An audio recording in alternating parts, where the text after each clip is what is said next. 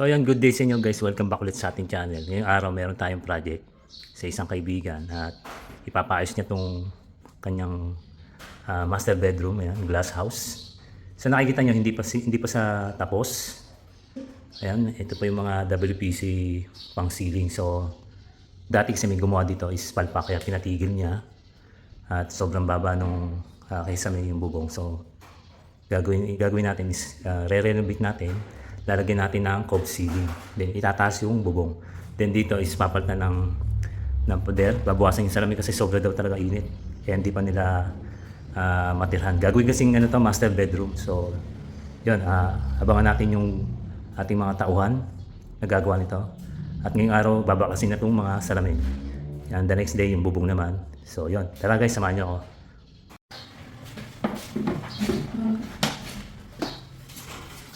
So ito, binabaklas na din yung mga salamin, yung mga metal paring.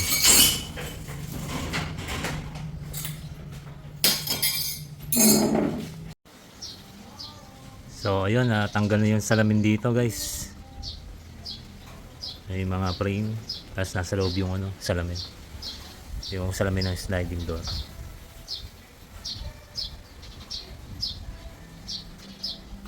So gagawin nila ngayon yung bubong naman ang tatanggalin.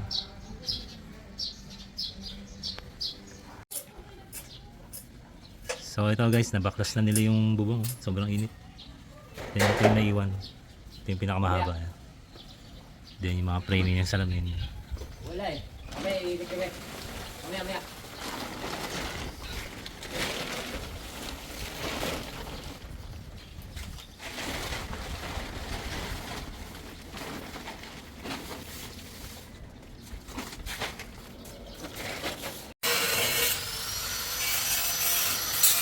Ayan guys, binabaklas na nila yung trusses para bukas lalatagan na lang ng panibagong trusses. Yung mga bubong na tinanggal.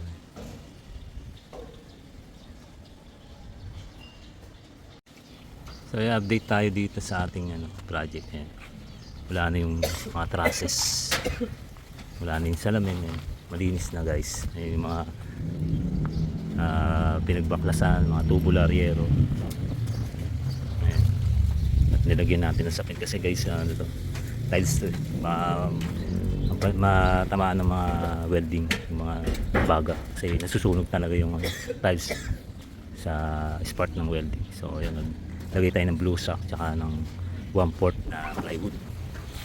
So ayun, at babaklasin nila yung bubong doon kasi nakabalagbag yung bubong, hindi nakaya, walang inside gutter. So ayun, akyatin natin. Singkado na to eh, no? Dito. Oo, singkado. Ayan.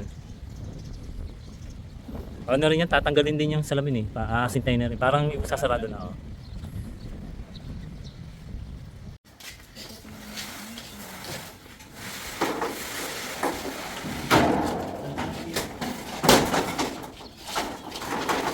Natin 3 meters eh. Ayan guys, ito yung pinaka channel ba?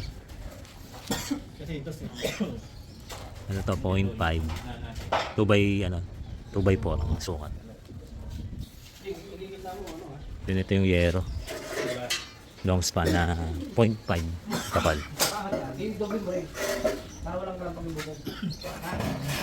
Ayan, matigas yan. Kasi yung tinanggal natin guys, ano yun? 0.4 malambot o 0.3 lang yata yun. So ito 0.5 na, matigas na. Hindi na kayang balikuin o mapiyakot.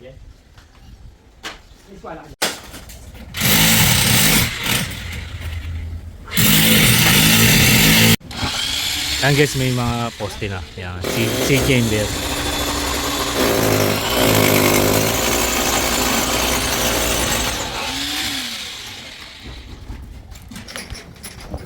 Ito guys, mas matibay.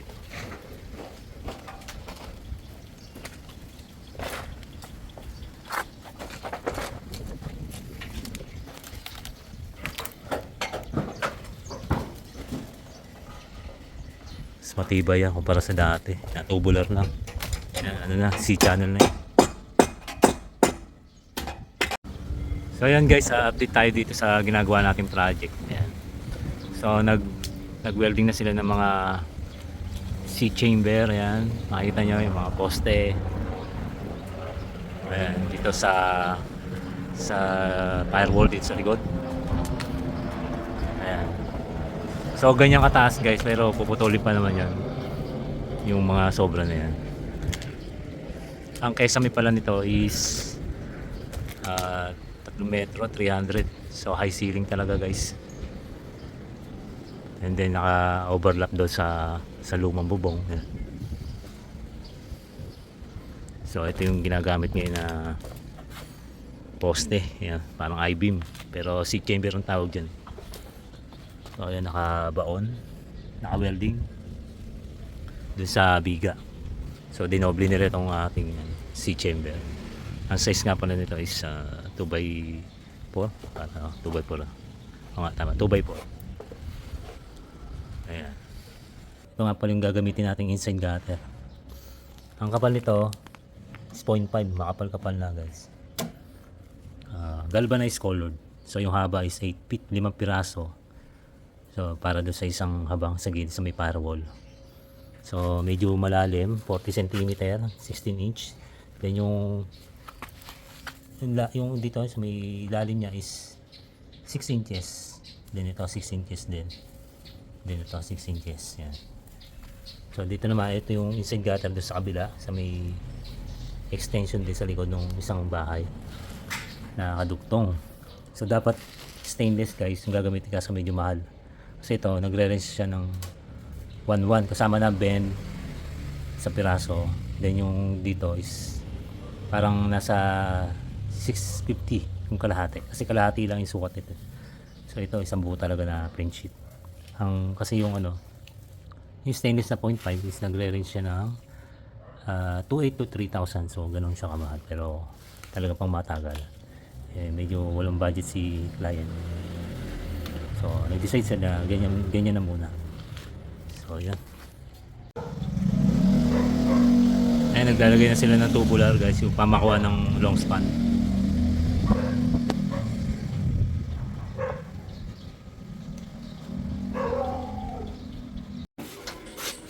Yan guys, may mga tubular na pamakuha ng long span. Then dito mag-asinta na dito, maglalagay ng hollow block. Then dito yung bintana. So mamaya lalagyan na ng bubong yan. Paprimeran muna yung mga bakal.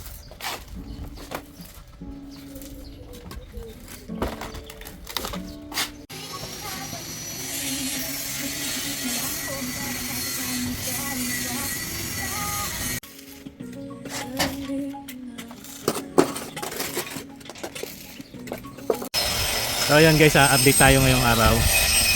Ay mapapansin nyo may asinta na. At ito yung gagawing bintana. Ang sukat ng bintana is 200, 2 metro yung haba, yung taas niya is 150. Ang gusto ng client is casement window, ayaw nitong sliding. Pero blue glass pa rin. So yun, kinukumpleto yung trusses sa taas para malagyan na ng bubong. Then lalagyan ng asinta din sa likod. Ayan.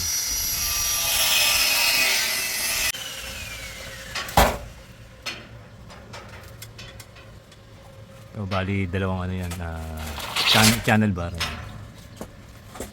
para mas matibay, walang lundo.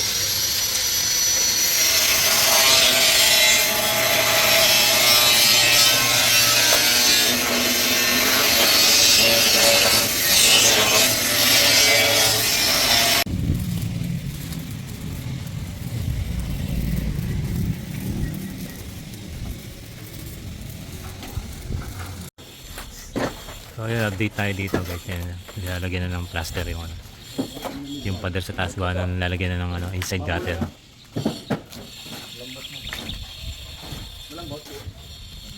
Tapos dito naman si tropa, ayan, nagpa-plaster dito sa pader dito sa may bintana.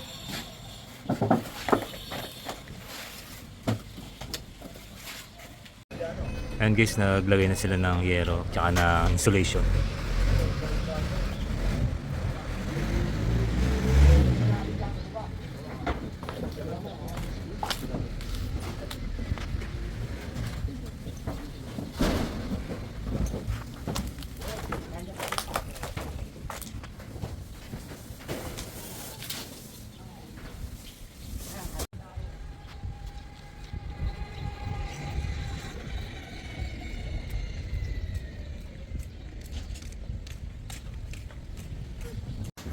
Ayan guys, palitadaan na yung ano, pader. Tapos kompleto na yung bubong.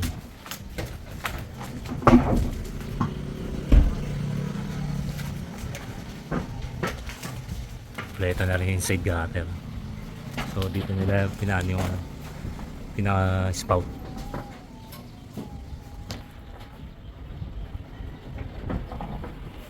Bali nag-test water na sila.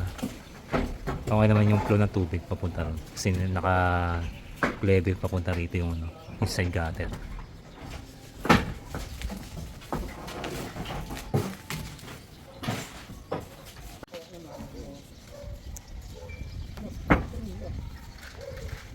So ayan, kinokompleto na nila yung sinepa. After nang malagyan lahat, nalagyan na siya ng plate sheet. Katulad dito. Ayan.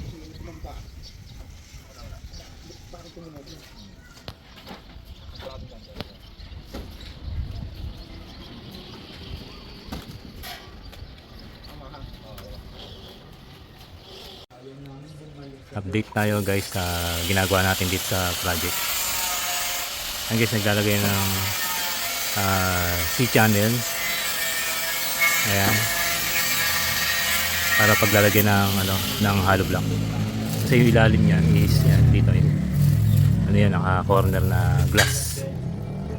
Yung uso ko na salamin lang yung pinaka-corner pero walang poste. Seamless kung tawagin. So ayan, nilalagay na ni Kuya ng ano, ng C-channel.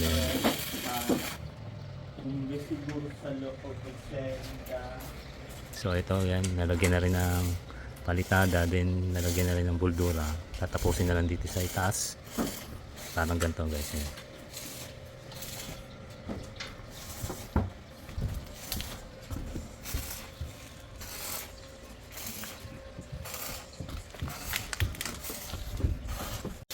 So ayan, nalagyan na ng insulation at wiring after malagyan ng bubong.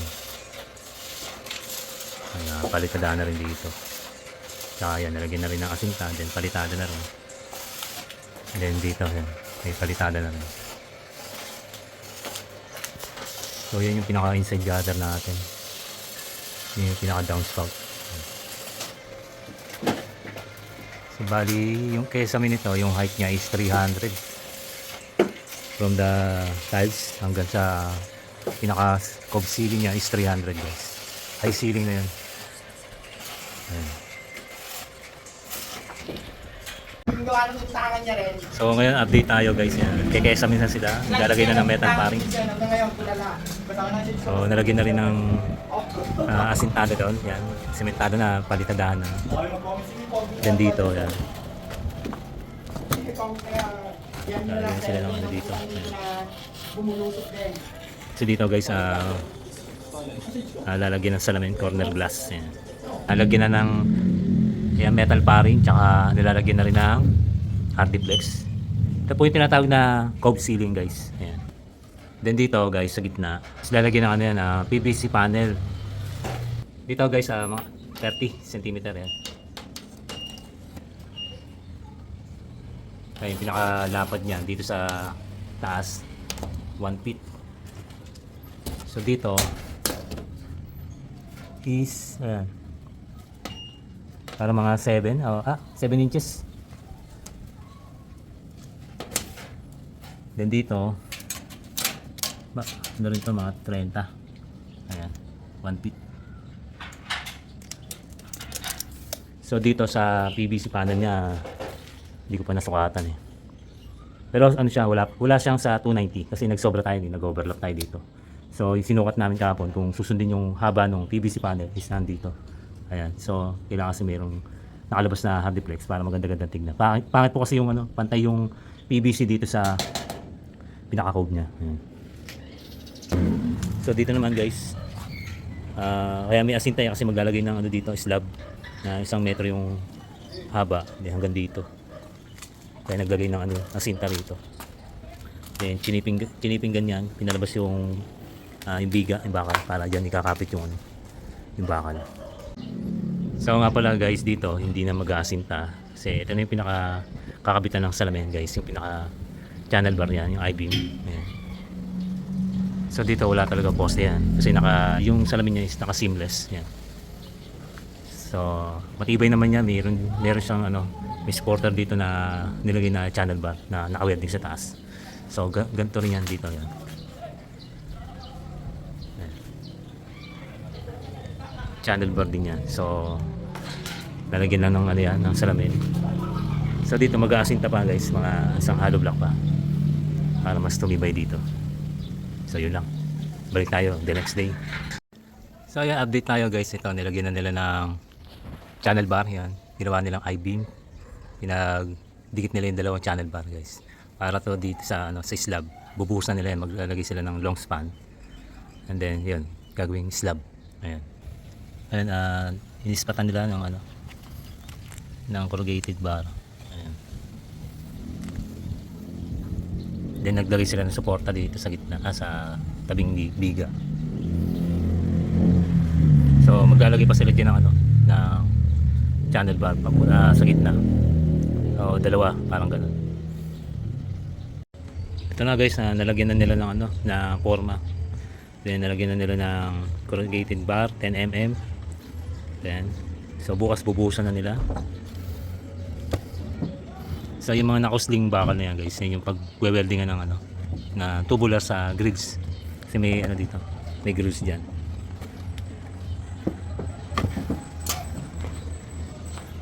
So dito, kinalawit nila sa biga. Ayan. Mapapansin nyo, mayroong corrugated bar dyan na 10 mm. Dahil lalagyan nila ng asintado yan. Siguro mga 2 pisngi lang ng hollow block. Tsaka dito. Ayan. So nakabang na para bukas. Bubuhusan na lang nila.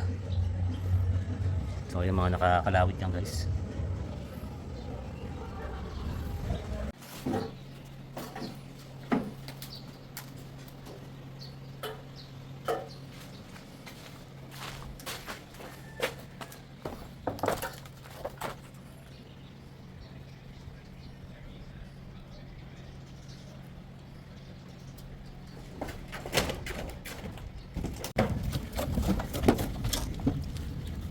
So nilalagyan ni kuya ng ng pako, then kawad.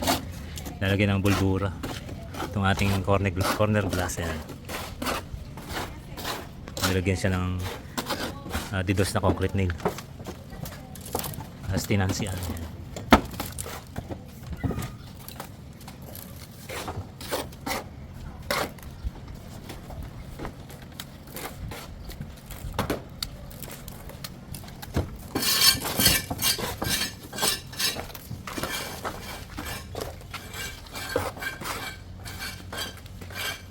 So yun, papalitadaan na yung mga hinasintahan. Tapos kakantuan na yan.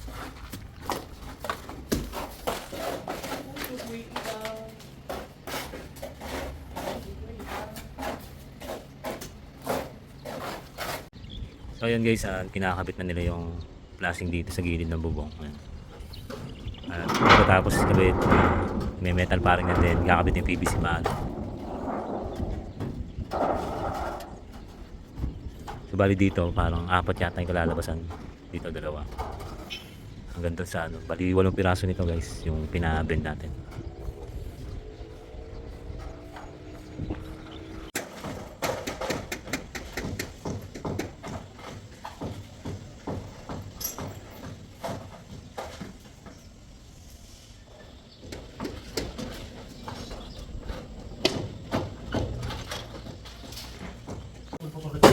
So guys, gumagawa na sila ng forma para sa canopy.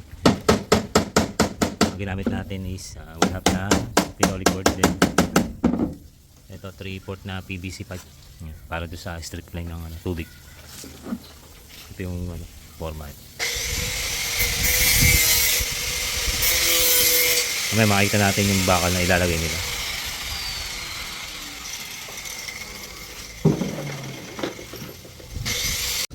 So ayan guys, nalagyan na nila ng forma doon. Ayan. Canopy, and then dito. So ayan, puputasan na nila.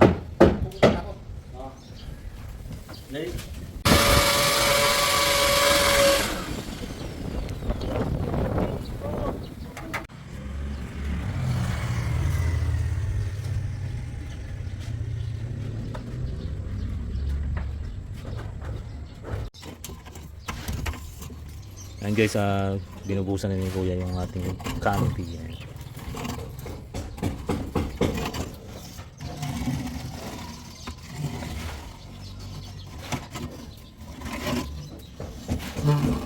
So yung ginamit natin bakal 12mm, then binutasan natin dito. Nilagyan natin ng epoxy yun guys. Bali nakaklebe to 4 inches dito 3 para yung tubig hindi mag-stuck. Then naglagay ng PVC pipe para sa sa ilalim ng hindi dumiretso yung tubig. Ito guys, nalagyan na nila ng buhos yan. Papatuloy na lang yun siguro mga 4 days daw bago tanggalin yung forma.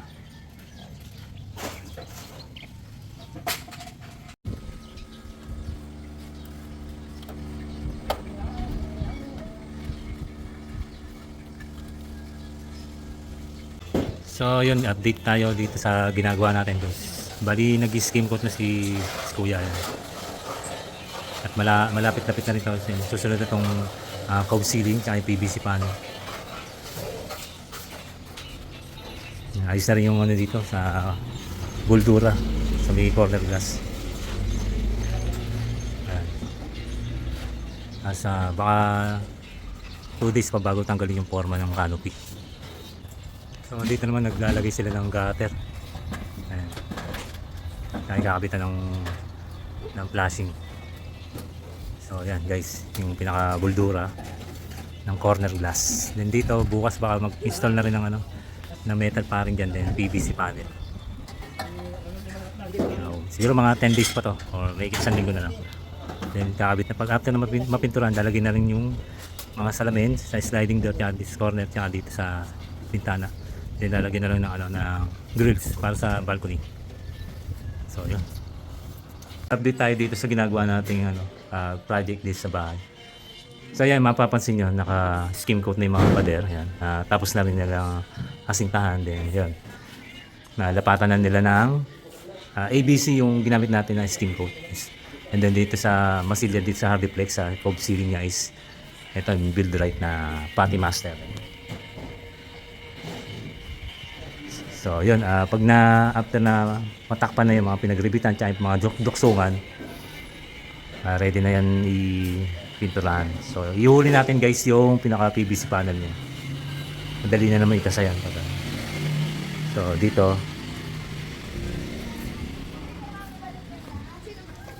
ay nagwa-waterproof si Kuya dito sa pader. Ang gamit natin dyan is Flexiband. So yan guys, nandito tayo sa ibabaw ng bubong.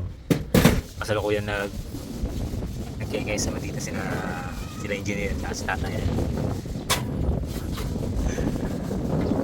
Ayan po yung paring nila napakatibay po. Kahit po maglambitin po kayo dyan, hindi po bibigay yan. Ayan, basta sila engineer at si tatay yan. Susunod nila dito. Yan guys. So ginamit natin is PVC panel. Ayan. Makikita ka sa TV dyan. Yung code nito is 603. Yan.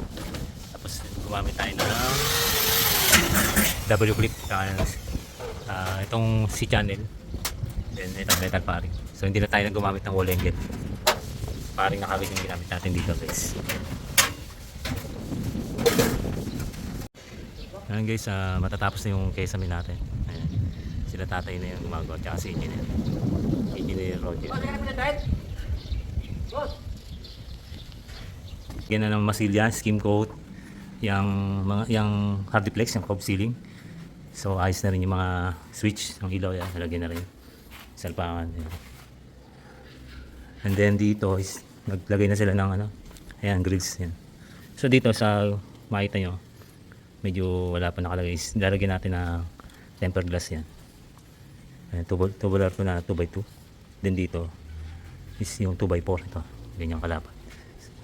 So parang pasimano dito, nakaskwala. Then dito mula doon pala sa may tapat ng downspout hanggang sa is mga patayo na 2x4. So yun yung pinakaharang niya, parang partition tawagin. Ayan guys, tapos na nila ngayon yung kesame. So yun, tsaka dito Yun. So ayan, halagyan na nila ng kesame. Then pinipinturahan na nila ng dark gray yung flashing. Ayan. So nakabang na yung mga wire na ilaw. And then yan, na-skin coat na rin. Baka this week matapos na to guys. Let's go. So ito na guys, naglagay na sila dito ng tubular na 2x4. Ayan. So patayo siya, nakagilid. So yung clearance niya bawat isa is 3 inches. Then sa yan, yung pinaka ibaba is naglagay din sila ng 2x4, parang pinagpapatungan. Then nakalubog dito.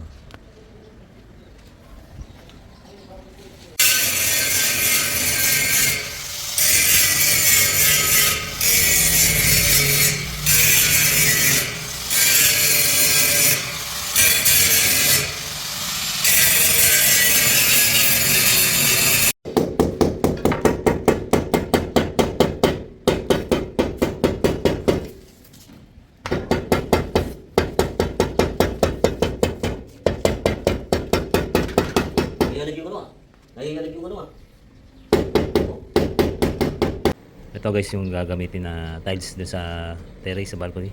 Ayan. Magta-tiles na sila doon. Ayan. 40 by 40 yung sukat niya. Tara, tignan natin yung kabit nila.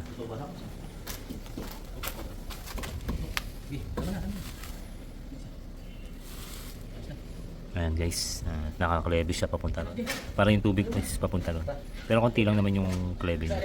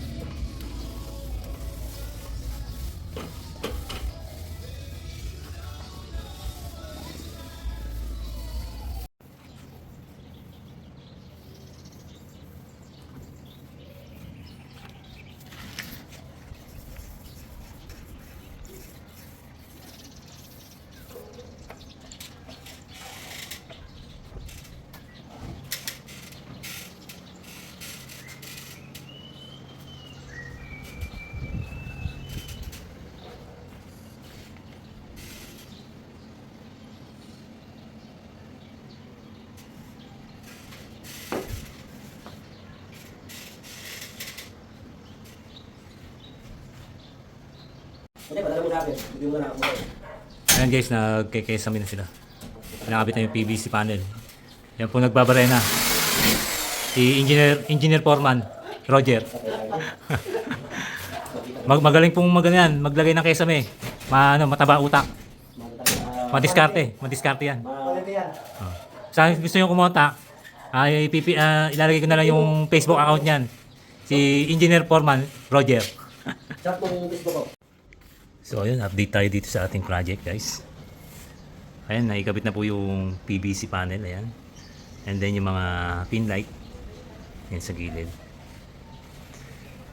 And then dito sa ceiling, pinakagitna niyan. Bali yung mga yan is mga 3 colors. Yun. Merong warm, may yellow, then may white. So dito rin ganyan din. So pakita ko sa inyo guys. Ito bali 3 gang siya, yan. Itong itaas is yung sa pinakagitna. Ayun.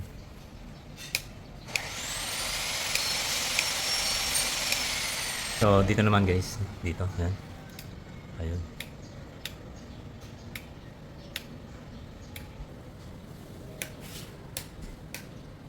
So yung palinghado. Ayan yung ating kesame. Almost done na. So maglalagay na lang tayo ng yung LED sa gilid, yung mga LED strip. Ayan. So bukas o baka ikabit na nila yung yung dito sa bintana yung casement, kaya dito sa awning with fixed glass, and then ito yung pinaka-sliding door. Ito na yung mga frame nya. Ayan. So ina-assemble na nila sa baba. Tara, puntahan natin. So ayan guys, update tayo sa ating ginagawa. Ito na yung casement na binuo ni Boss Mart. Ayan. Bali itong itong ginamit natin frame is 38 series. Ayan. Then side open yung kanyang mga hinges. Ayan. Then kulay white, powder coated. So ayan. Ito nga pala si Boss Mart Pelarca. Ayan. Siya yung ating installer at taga rito lang sa Santa Rosa. Ayan. Sa mga gustong magpagawa dyan ng mga glass aluminum, sliding door, casement, yan, katulad nito. So ang ginagawa ni Boss Mart is yung frame doon sa sa fixed glass, then bukas yung sliding door naman. Then kakabit na tong casement. Yan. At ilalagay natin dito sa ating description ng kanyang Facebook, si Boss Mart Pelarca. Yan. So may mga rin siya, may mga reels siya live, makikita niyo sa Facebook niya. Ayun. Let's go. Ayan guys, yung itsura ng ginagawa nating project. Ayan. So ayan, napinturahan na yung pinaka flashing niya sa gilid na dark gray. Ayan. Then dito is napinturahan na siya na charcoal gray or dark gray. Ayan. Then dito sa may part dito sa may bintana is gagawin yan, light gray. Ayan. So ikakabit na lang din yung mga salamin dyan after matapos ni Boss Mart yung mga glass aluminum. So let's go. So ito na yung pinaka casement natin guys. Ayan. Kakabit na lang yung salamin na kulay blue na reflective. Yan si Boss Mart, yung ating installer. So ito naman yung awning. Ayan. May mga handle na rin siya. Ayan. So ang ginagawa ni Boss Mart is yung frame na lang sa sa fixed glass at sa sliding door. Ayan. Ito yung mga frame natin yan, 900 series at 38 series. Ayan, para maganda-ganda yung ating frame, unlike sa 798. Ayan, kulay puti yung handle niya. So ito na guys yung casement, kinakabit na ni Boss Smart. Ayan, yung casement window na 38 series. Ayan. Kulay puti. So pag ganito yung bukas niya.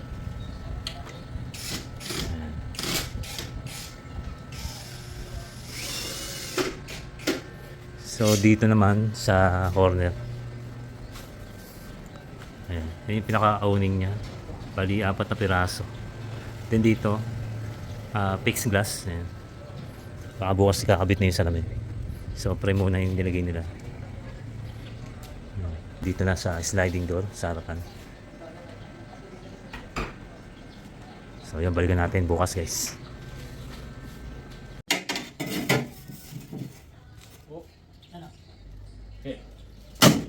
Yun, no? Lumalagapak. So ito na guys, meron ng salamin yung ating casement. Yan.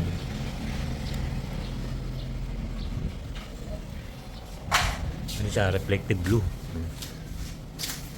Mamaya punta tayo dun sa bubong, makikita niyo yung kulay blue niya. And then ngayon ginagawa yung sa awning. Ay, nakabit na kuya. Then dito sliding door, meron ng salamin. So dito wala pa, sinabasag yung salamin. So ayan guys, yung reflective glass na gagamitin, reflective bronze. Ayan.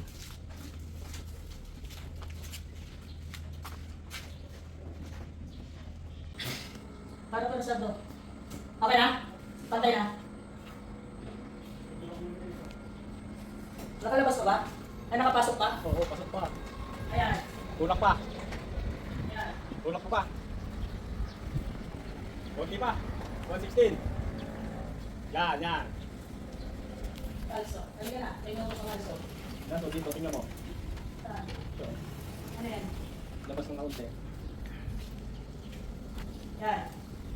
Wait lang. Ito, tulak mo ito ka.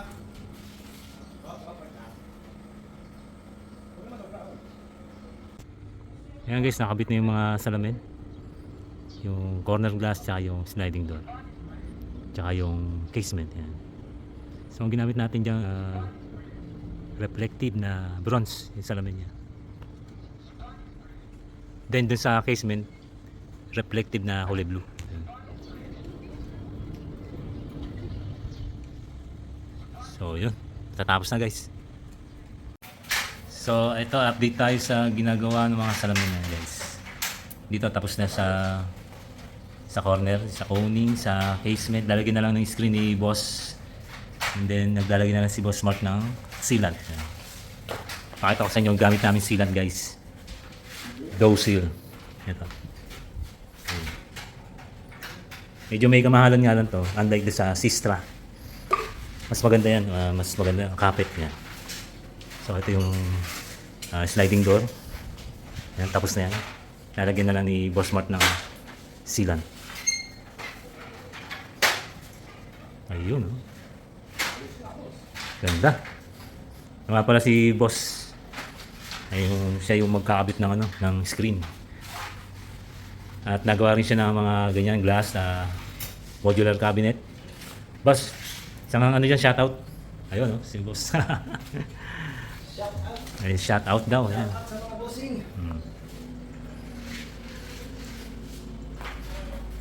Yan, bukas tapos na to guys. Balikin natin. Let's go.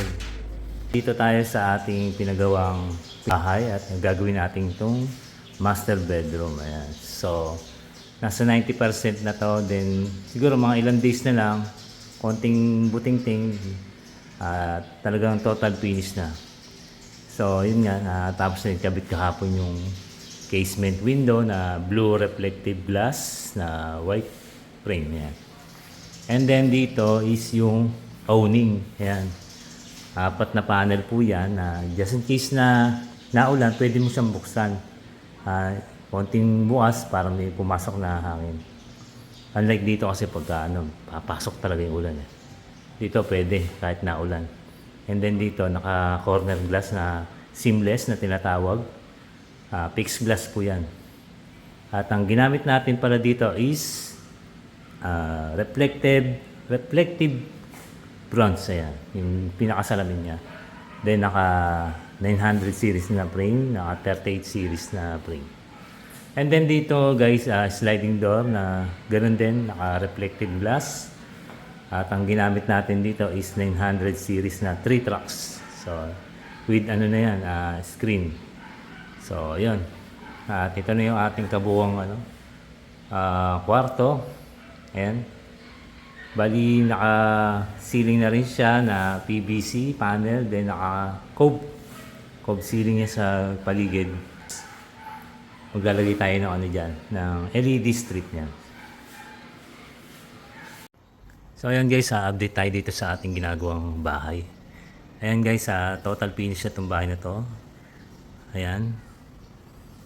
Pinturado na rin. Yung mga salamin, TV, ayan. Ilaw. So, unahin muna natin yung pinaka-pintura niya guys. Dito sa pader na ginamit na kulay is light gray ng Davies. Hindi ko alam kung ano yung code niya. And then, sa kanyang cove ceiling naman is flat latex na hindi siya gloss. Flat lang. Kasi dito sa mapapansin nyo, gloss. Semi-gloss lang yan guys. Sa pader. Kasi dito sa pader, kailangan dyan semi-gloss para yung dumi madaling matanggal. Hindi katulad dito sa flat white. Mahirap tanggalin yan. At hindi naman nahawakan yan. So, okay lang na yan. Hindi siya mataputan ng glossy. Dito lang sa pader.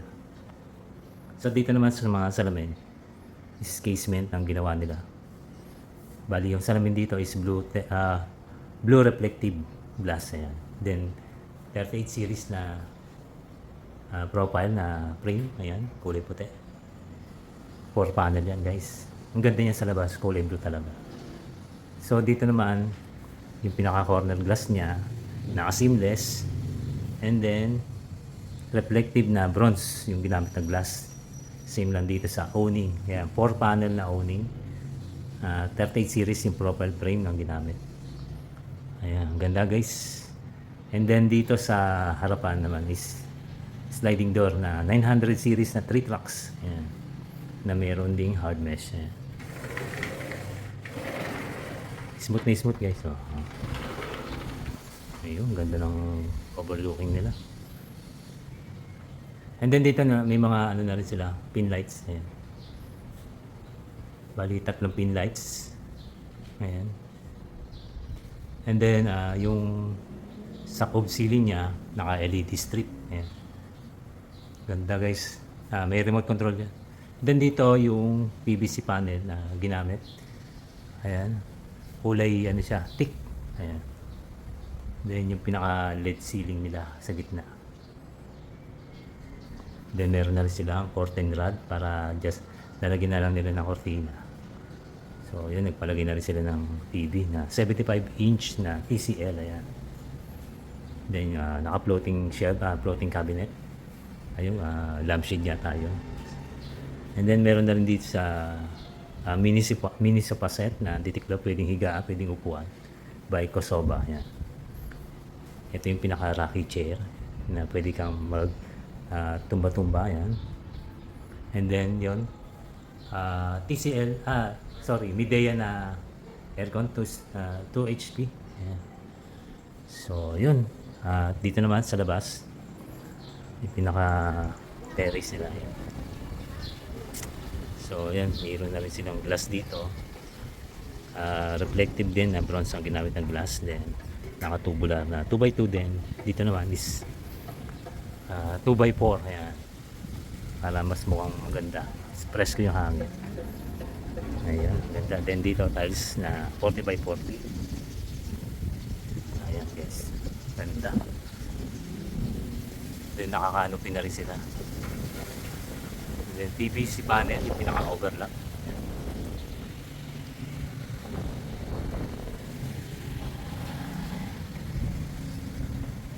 Eh yun, ang ganda guys.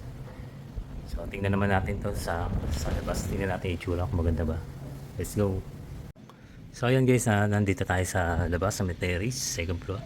So ito naman yung pinaka gilid ng bahay guys. Ayan, mapapasin nyo kulay blue yung salamin ng casement, blue reflective. Then sa may corner glasses, bronze na reflective. Ayan, naka-awning, casement, seamless na overlooking glass. Ayan, ganda. So sa mga bulduran niya, design sa canopy is kulay puti na gloss white. Then dito sa kanyang pader is light gray. Then dito is kulay beige. So ayan yung pinaka bubong niya, overlap na mayroong 4 na pin light. Then yung pinaka kulay ng flashing niya, yung side flashing is dark gray. So yan, tara punta natin doon sa baba, tingnan natin sa malayo. So nandito tayo sa labas guys. Ayan, ayan yung kabuuan bahay na ginawa natin. Yan, ganda guys, no? Malayo doon sa dati niyang itsura. Ayan. Kaya sabi nga ng may-ari is talagang yung mga nadaan dito is talagang napapalingon dito kasi ito lang talaga yung bahay na naka-glass na kahit simple lang pero malakas yung dating. Ayan. So ayun guys, hanggang dito na lang yung ating vlog, ating video. Sana may natutunan kayo at sana nakakuha kayo ng idea about sa paggawa ng bahay. Salamat sa suporta guys. Sa mga hindi pa nakasubscribe dyan guys, please subscribe din. Pahit na yung notification bell para updated kayo sa mga video na gagawin natin. Mga tutorial, mga DIY, mga travel. So yun, good luck guys. Salamat.